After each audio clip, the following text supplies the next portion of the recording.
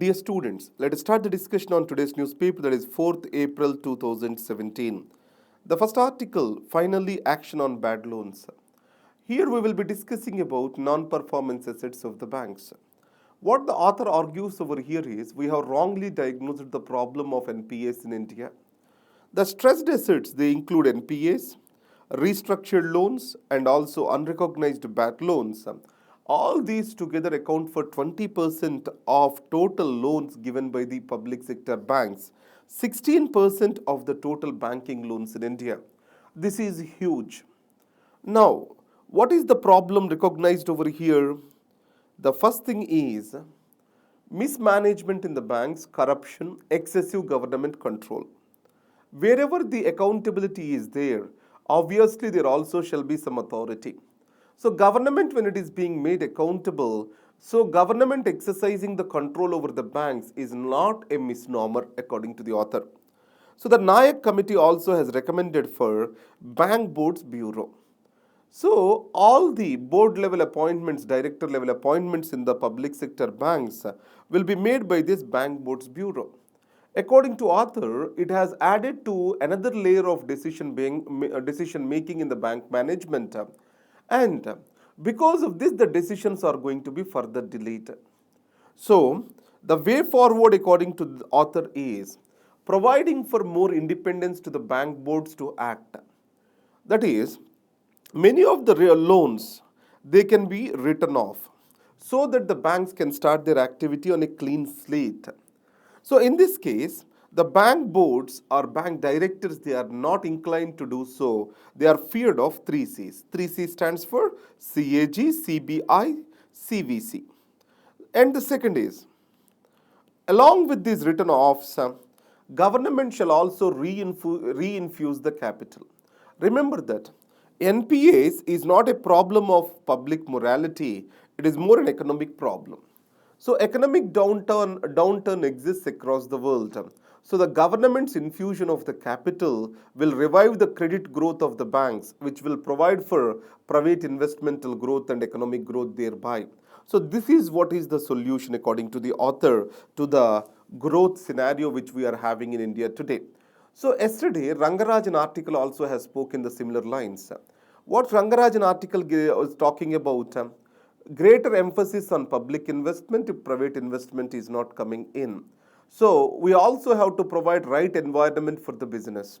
So bringing in capital, reducing the incremental capital output ratio, that is improving the productivity of the capital, these are critical for India for the banking sector to survive. Ethnic pressures and a fragile peace. If you take a Manipur, now, as I said to you, Meiteis are dominant. They are 60% of the population. They confine themselves to valley and they occupy only 10% of the land. And hill population, there are many tribes, majorly Nagas and Kukis. So the previous government, it has divided the existing districts and carved out 7 new districts. And it is opposed by the Nagas, and UN's United Naga Council has brought in Manipur economic blockade. And second thing is, the Meiteis also have led to agitation on inner line permit. In my previous videos, I have discussed about all these things. Inner line permit. And third is, the Nagaland, especially NSCN-IM, Nationalistic Socialistic Council of Nagaland, Isaac Muvaya faction, it is talking about Greater Nagaland, which has been opposed by every section in Manipur, other than the Nagas. So, the framework agreement, though not revealed by the government, Mr. Muvaya says that the government has recognized the unique history and sovereignty of the Nagas. So it also agreed to give, or else agreed for Nagas to live together on their land. So these are all going to be inconvenient to the people of Manipur. But also, he also said along with that, the government has recognized 2 entities and shared sovereignty. The meaning we do not know very clearly about this. And Nagas, there are many other factions. NSC and Kaplong, United Naga, there are many factions which are not willing to recognize NSC and IM as a rightful arbitrator for peace with government of India. So among this midst of the issues, we have to see the stability and peace for the Manipur. Obviously, it is going to be a bigger challenge for the new government that has come to power. Welcome assurance. The pending cases in the Supreme Court, High Courts are increasing. So there are few developments on this front. Justice Kehar has constituted 3 constitutional benches to look into the matter, cancelling the summer vacations. And second is, he also has clearly stated that executive support is necessary to clear these. At 150th anniversary of the Allahabad High Court, Prime Minister and Chief Justice of India agreed on the same. And Prime Minister also has spoken about the use of technology in doing away with the existing backlog cases. Along with that, the memorandum of procedure is also about to be agreed by the court. It means that a cooperative environment is coming in between executive and judiciary, and it is essential for clearing the backlogs that are existing in judiciary.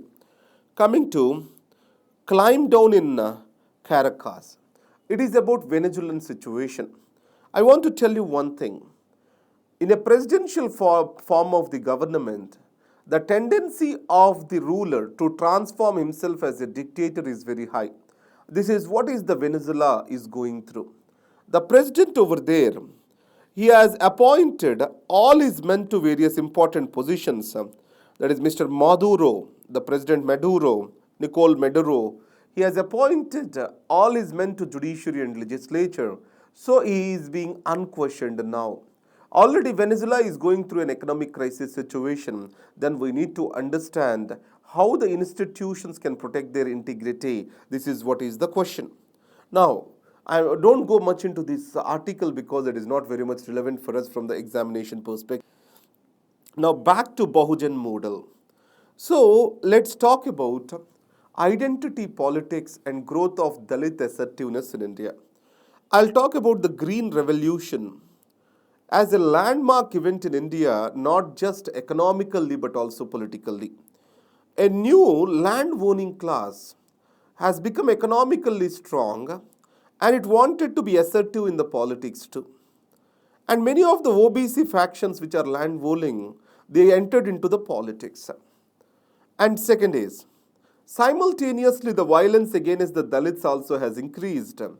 And BSP has come from this politics of assertiveness to assert the Dalit identity. But the building of BSP as a party by Kanshi Ram, it was very conscious.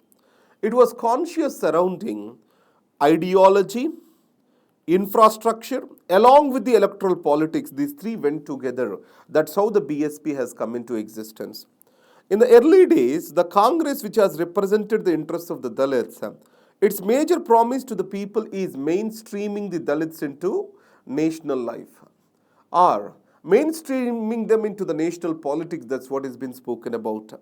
On the other hand, BSP has specifically spoken about Dalit assertiveness. Now, in this case, why the BSP is failing now? When this question comes up, the Dalit identity and assertiveness, it is being replaced, and more much of the social engineering experiments that are being done by Ms. Mayawati, it has led to the dilution of the core identity of the party. Now, BSP to win the elections, it has made various arithmetic possible, and even it has got aligned with the upper caste Hindus in the name of social engineering. So in the process, the very core identity had got diluted or lost its significance. And second is, identity plus ideology plus strong infrastructure development at the ground level, cadre building, all these went together. So the BSP has to come back to these roots now.